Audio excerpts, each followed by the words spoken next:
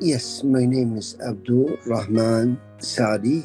I am from my native country, Yemen. I immigrant here the end of 1985, and I'm living with my wife and three kids.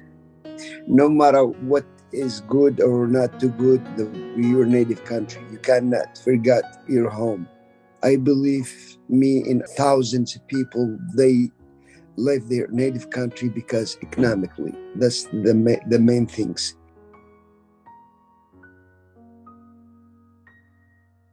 Yo llegué a Tenderloin en enero del 2003. Yo cuido a mis hijas y estoy siempre en casa con ellas. She dedicates her time to being with her daughters and being at home. She moved to Tenderloin in January of 2003.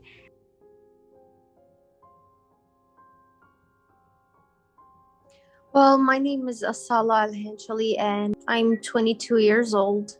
And I've been living here since I was 9. I came from my country, from Yemen. What I gained from coming here was to learn that sometimes life can be hard, like changing differently and completely. Everything in your life changes completely, like the time, like everything. And right now I'm helping my parents with my two disability sisters, and it's actually like really hard thing to do, but I'm getting along with it. I know some parents who have these kind of kids, they just let the country or the community deal with it and they just leave them, in the orphanage. But seeing my parents never stop trying and trying and trying to make things better is really inspiring.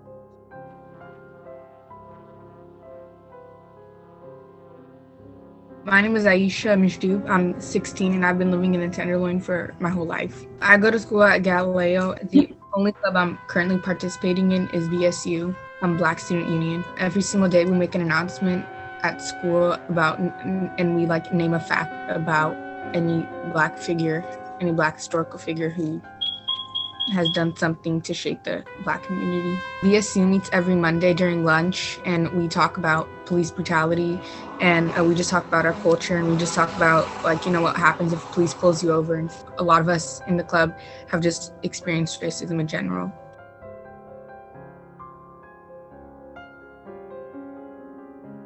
So my name is Malak Al-Amari, but I go by Mimi at school. I'm 16 years old, I'm in 11th grade, and I go to Gateway High School.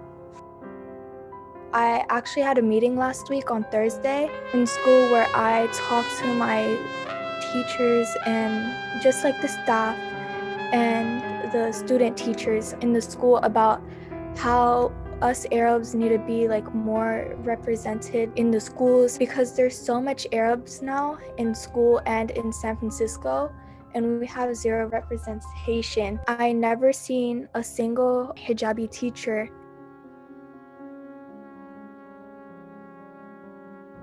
My name is Amalia Avinano, and I live in the Tenderloin almost for 30 years. Yeah, I'm a structural Zumba for ladies for any years. Fui víctima de violencia doméstica y no me gustaría que ninguna mujer pasara esto que yo viví. Es difícil para mí hablar de esto, pero estoy me entero. She opened up a bit how she is a victim of domestic violence, and from experiencing this, she knows that she wants no other woman to experience the same thing, and she tries to be really involved in this movement. Whenever someone shares to them that they stay at home or have been abused at home, she always tries to recommend them to an organization called Casa de Madres and just other alternatives that are there for them. She has a huge focus of helping women and kids specifically, that a lot of times when a woman is suffering from domestic violence, that the children are also suffering, and there's a lot of times no way for the kids or the woman to be heard.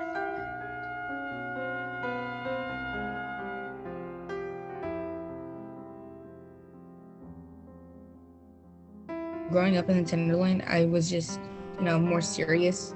Even just growing up as a child, it was just more stressed than somebody not who grew up in like the Sunset, for example.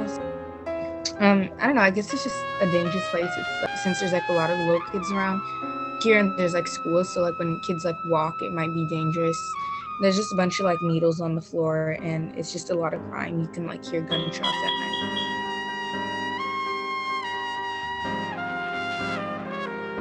Sometimes they could be really dangerous. Last time they just hit this girl on the street. It was really challenging trying to be brave and going back and forth to school and not worrying about getting grabbed or hit.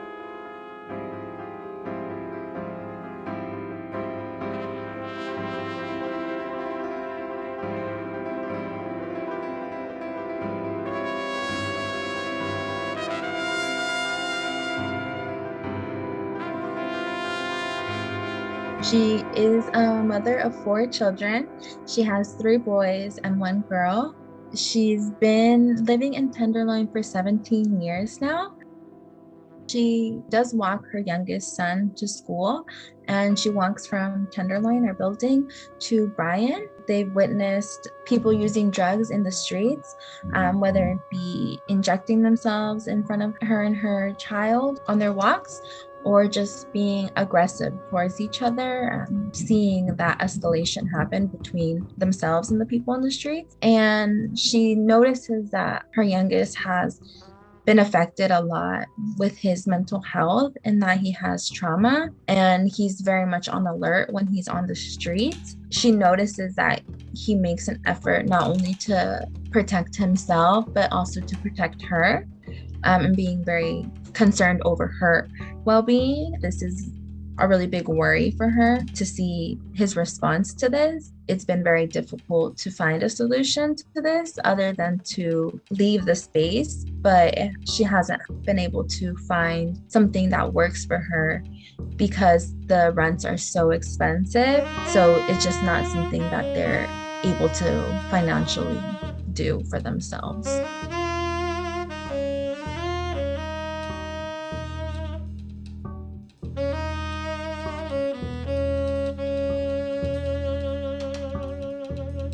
My name is Eduardo Sandoval. I go by Eddie most of the time. I go to Gateway High, and I'm a sophomore. I feel like no one cares who they selling drugs to because every single day someone asks me if I want weed, if I want something. And it's just crazy to me to like think that they ask someone who's like 16. Before they would ask me like when I was 13, I would just be like, wow, that's crazy. I just find it like horrible that kids have access to drugs so easily through anyone. And they could easily get tricked to like getting into an addiction, and it could just like mess them up. They don't even look like the same person anymore. Just one drug can change a person completely. There's been people that die off drugs.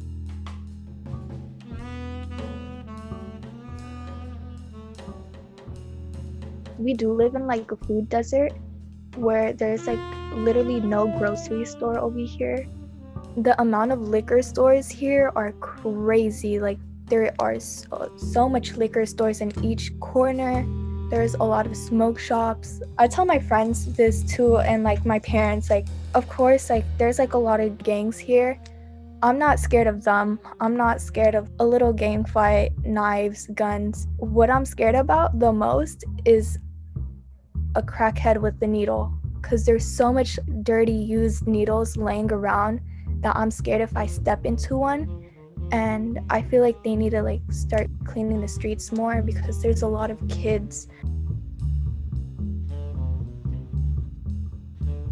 Sometimes you can feel really dangerous going out, especially us because we're Muslims and we wear the hijab.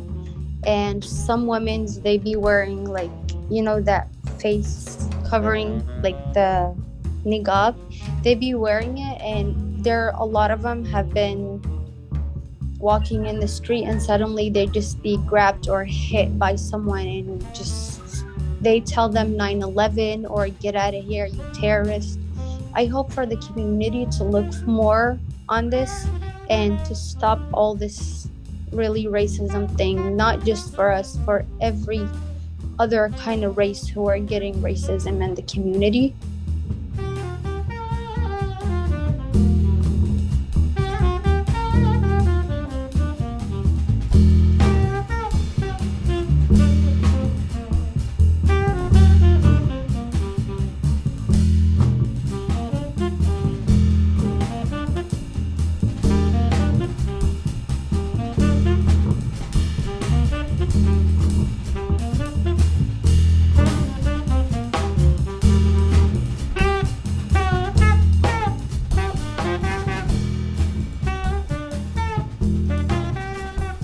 She used to live in Mexico, and she explains her childhood as being something very beautiful, very open and free. She was very happy, and then came the time when she got married and had her family. She ended up coming out pregnant, and her husband was already living in the US and working here. He didn't want to leave them behind. They ended up coming over. It was a very hard change for her. She was very reluctant to it at first. She ended up getting very sick. She got very depressed. She saw a lot of her health go down, and it was a very hard stage. She explained it as feeling caged, and that she was living here and she wasn't really going out. She was scared to be in the street, to see the things that were going on outside, and she explained it as feeling very enclosed. She ended up getting treated for this depression, and with help, the psychologist and therapist and her sister, she was able to kind of pull herself out of this dark phase. Her sister would insist for her to come and help her with her work, just to bring her back out into the world. What she has done best to keep her mental spirit up is staying busy, working, cleaning houses, not only physically busy, but also mentally busy, like keeping things in order. Her brain is always working.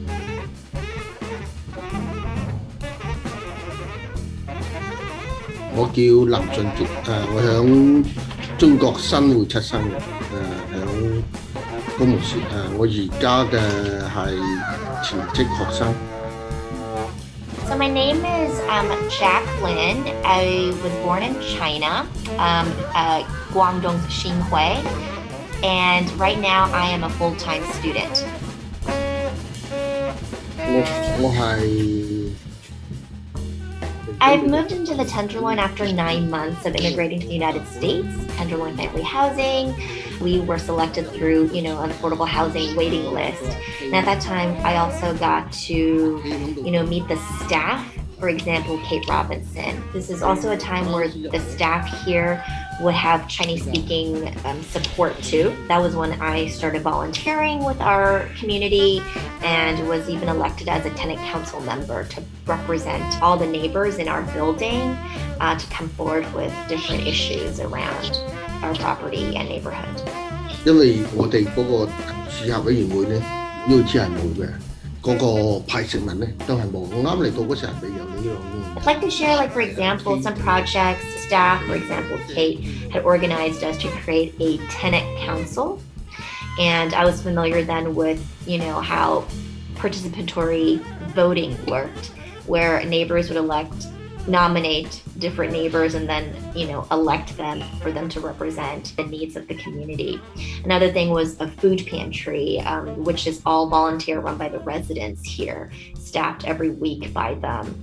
That wasn't in existence, and that was created here for our building. Chinatown Community Development Center, which is the owner-manager of our building, also organized tenant leadership trainings and exchanges. I am Emily Totorio from the Philippines. We have a lot of investors. They're buying property in San Francisco. This is San Francisco. This is ours. How come we don't have land? to make a building for those for the homeless. Why we are always shortage? There's a lot of buildings that are built. This is the issue right now. They want to redistrict the Tenderloin because they said there's a lot of people already. There are too much. And then I said, of course, there's a lot of people there because all the housing is in Tenderloin, I said.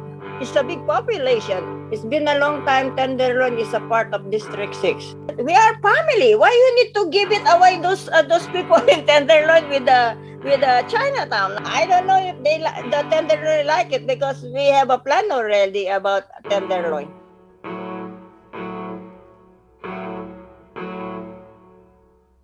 我覺得田德路第一個喎，我哋嗰度太多 homeless。So Mr. Ling shared some examples of some of the issues around the Tenderloin that still need work. I think primarily around homelessness and community safety, even anti-Asian hate. So he shared several examples.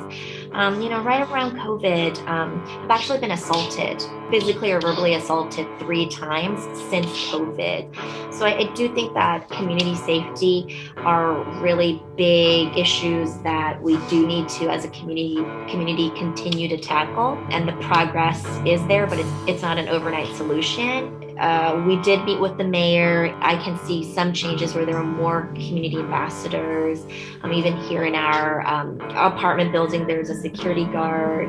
So the progress is there, but again, I now no longer bring my kids over to the park that we got the free Wi-Fi at, which is a couple of blocks away on Eddy Street, because I'm not confident that my children and I will be safe in our neighborhood.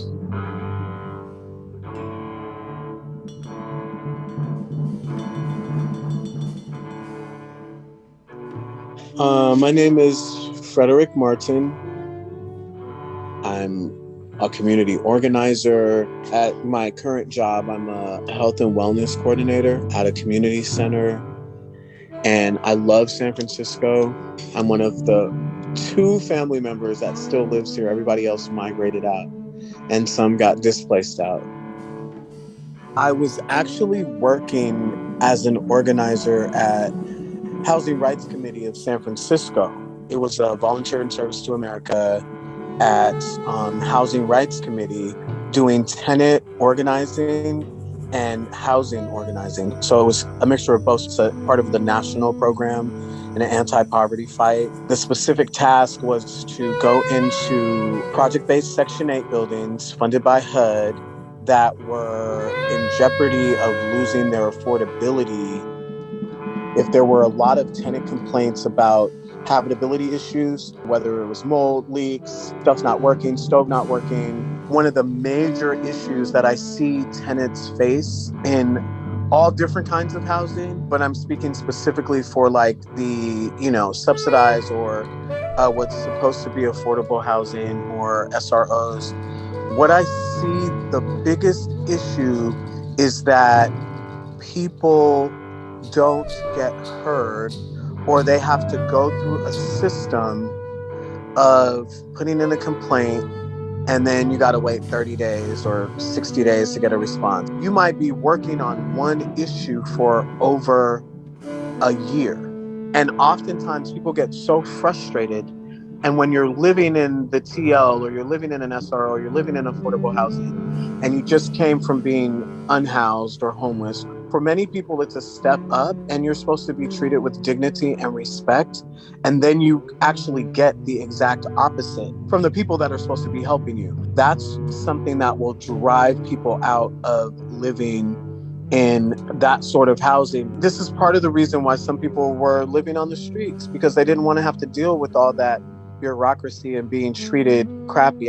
Those are some of the things that will move people from being displaced.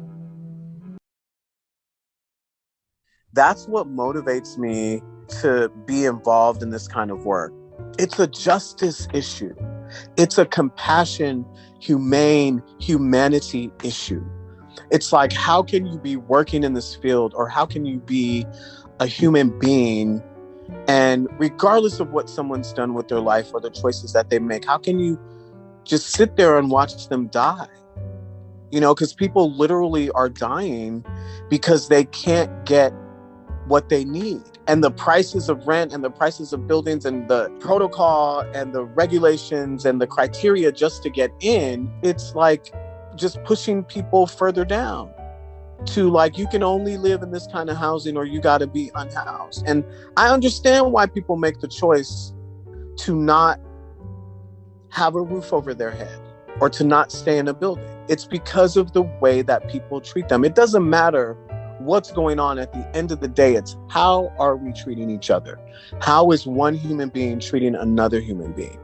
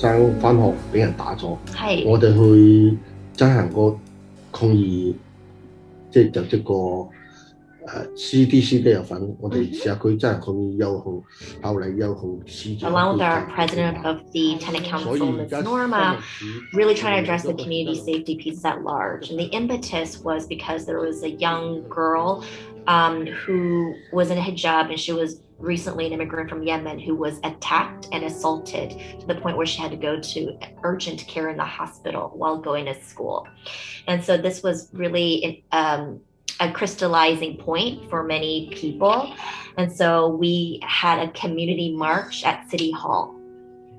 That then led to some wins. We even met with the mayor, and now there's a Tenderloin emergency plan where she had shared that before she had publicly declared the plan, and we were, as residents, able to give our proposals and have her listen to our experiences. And even, those ambassadors called urban alchemy practitioners on the street corners was something that I think we had contributed to.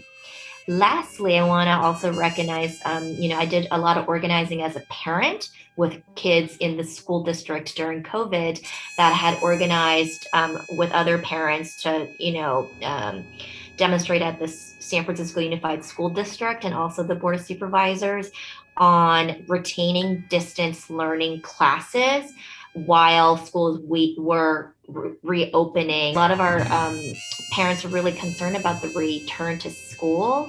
I wasn't comfortable, many parents weren't, in doing so and wanted to retain distance learning as an option. And we were fearful that we changed the district policy where the original policy was you have to return to school or you'll lose your spot if you want to do the web Zoom version. When we eventually want to return, you'll lose your spot. So that was changed where you can still do online learning while keeping your spot for your school.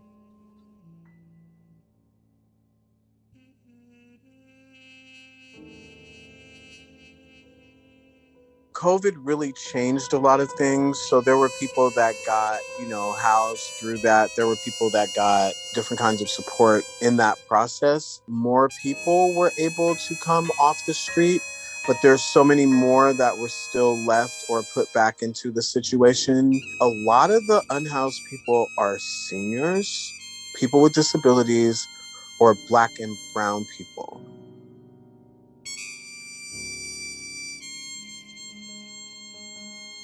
I saw over 6 years the amount of affordable housing grow to almost twice as many. So that's a short period of time to either buy property and remodel it or rehab it or build new properties or tear something down and then build it back up or build new properties, keeping the lowest of incomes and the unhoused, as well as working families, as well as working class folks.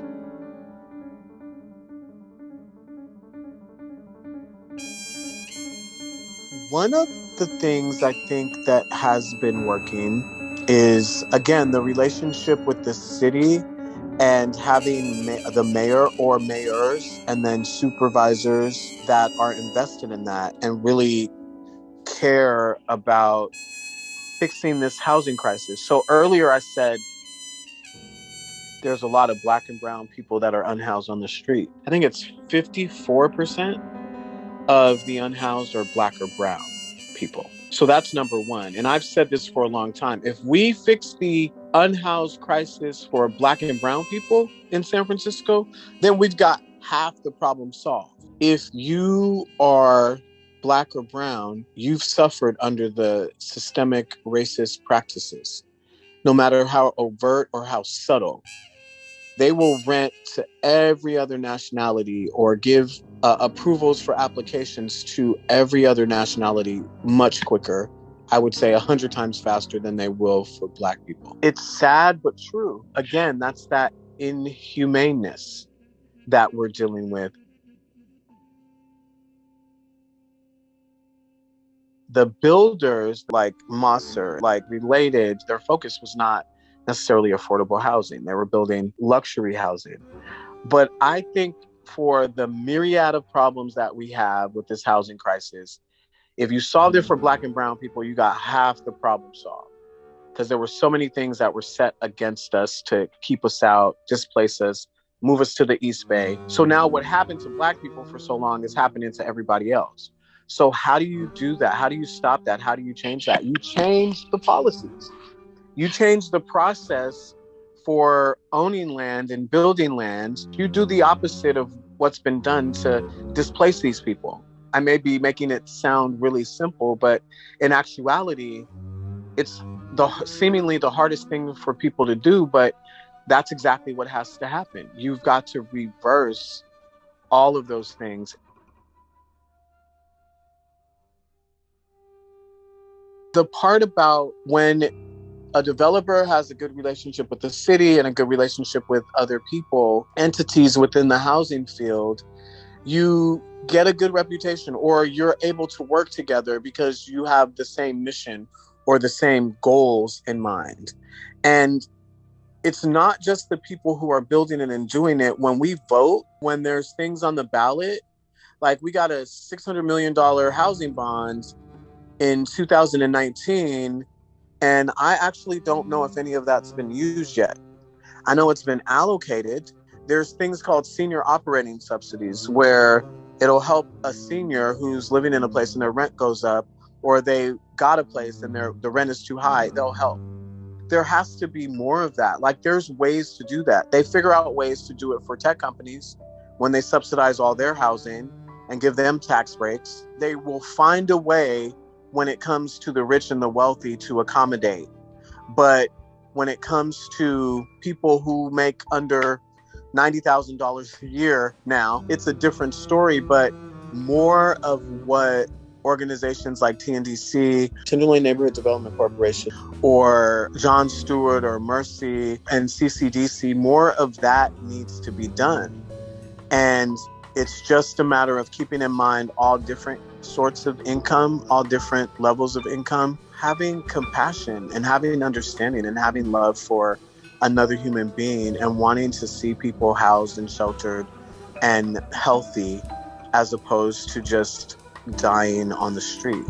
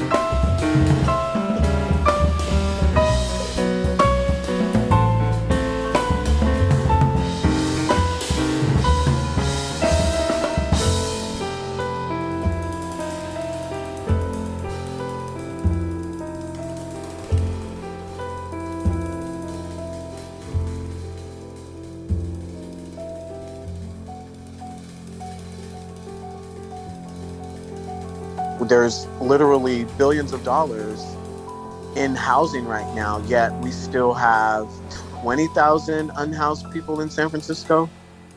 There is one solution that would take all the unhoused off the street right now. If they did it, all the vacant units, all the vacant buildings, all the vacant apartments, houses, condos in San Francisco that are just sitting there. It's over 30,000. If the city bought those back, if the state bought those back, if we got those units, every single unhoused person would be able to be housed. There's vacant buildings in the Tenderloin. There's vacant buildings in Nob Hill. What they've been doing in the TL with the speculators and these rich developers like Mosser and some of these other places, they'll take an SRO hotel, SRO building, and they'll maybe expand or they'll combine a room or two, together. And then they completely fix it up. They put in little gym, they put in a lounge area, they get rid of all the pests and all that stuff. They fix everything up. And then they advertise it as luxury studio, and you have all these amenities and you have security and you have all these things. So they've converted those hotels. And how do they do it? They get rid of the seniors and people with disabilities, the most at risk. They get rid of the families who may be 3 or 4 staying in one of those. So that's another thing that's contributing to the displacement. So why not do the same thing, but with people who are focused more on affordable housing? It's working in some areas and with some corporations and not so much with others. But I think everyone's beginning to see that, we kind of have to do this together. So you have somebody like Related partnering up with, say, Mercy or Jon Stewart or TNDC or, I'm just naming off. There's some buildings that are coming up like that. There's one on Mission Street. I think it's 250 affordable units, and it's still District 6. It's not exactly the TL, but it's the same population, the same happenings. It's the same neighborhood. To be able to be living in affordable housing, having been unhoused, and to have a vote and to have a say, not just in what properties are built and if it's going to be for people who are 20% of AMI or lower, or 30% and lower, or 50% and lower, whatever it is, to play a part in that and shape that. But to talk about the racial inequities and to talk about racial justice and to talk about what it really means to be inclusive and what it really means to take care of people, and to be able to be a voice for people who don't have that specific seat at the table. And for me to be trying to make a seat, look, if they don't have a seat for us or for you at the table, I can't remember who said this, we'll just build one, and to learn how to do that and to teach people, it's like, that's what it takes. That's what it takes.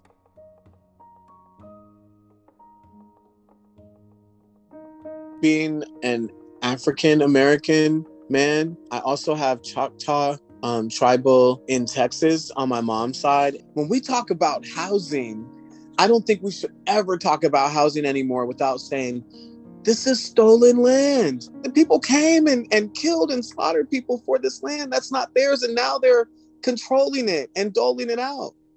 That's not okay. There's millions of enslaved ancestors that have generations that have ascended from them. In the TL, when you talk about families that are displaced or individuals that are displaced, a lot of those people came from District 5. They came from Western Addition, Fillmore. When you talk about Black and brown people, 18% of the people that live in the TL are Black, brown, or African American identified. 25% of San Franciscans who are disabled or identified as disabled are African American or Black identified.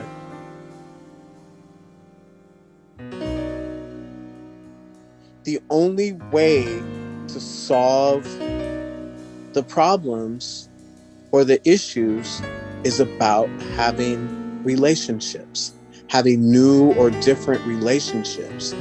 Because you can't, if you don't know someone, if you don't talk to someone, you don't really have a relationship with them. So you can see them as a factor figure.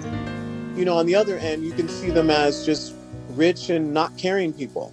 They may be compassionate people. They may have empathy. They may understand feelings and have feelings.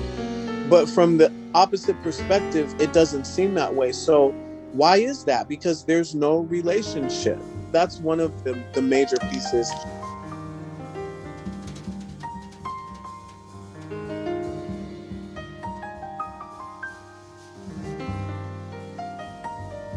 We all work on together into changing all these things, and nothing can ever be changed if it's just trying to be changed from one side or from one perspective. But if everybody works on together, this thing can be changed.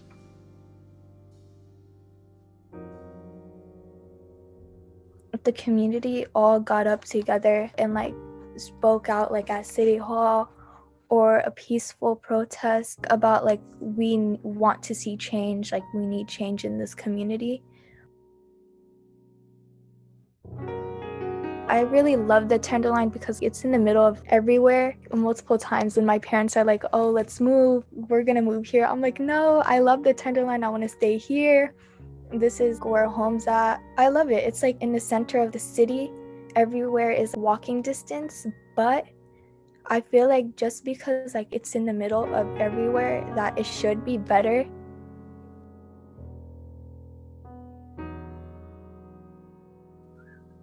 Por arte de magia, en la pandemia esa calle se limpió a proyectos que organizaron con poner un parque afuera. More recently, they've started some projects where they're cleaning up the space and creating a park space outside.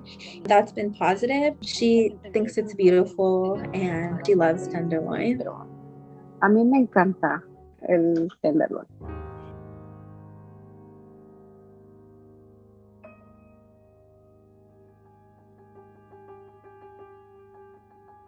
I love the experience about living in the Tenderloin, as there's a lot of support for the kids, a lot of activities, a lot of things to do. You know, the street day when you just go out and they close the street, there's a lot of activities like painting, playing, and getting those gifts. Yeah, I've been experiencing like a lot of great things in the Tenderloin, and I really like it living here. There's a lot of different cultures in the Tenderloin. It's very beautiful. Everyone gathers up and like there's like different types of fairs. There's also like a lot of things like the Boys and Girls Club, Cultural, Family Center. Like they give like so much opportunities in the community. It started happening last year, that she noticed that there's more care for the community, that we have ambassadors and the walking school bus, which comes out during school hours, is sort of like an extra set of eyes that provides vigilance for the kids who are coming out of school. She's seeing something positive coming out of the community. It makes her happy because she knows that there's other moms that have the same fears as her, and it's very relieving that herself and other moms are getting the service, this help.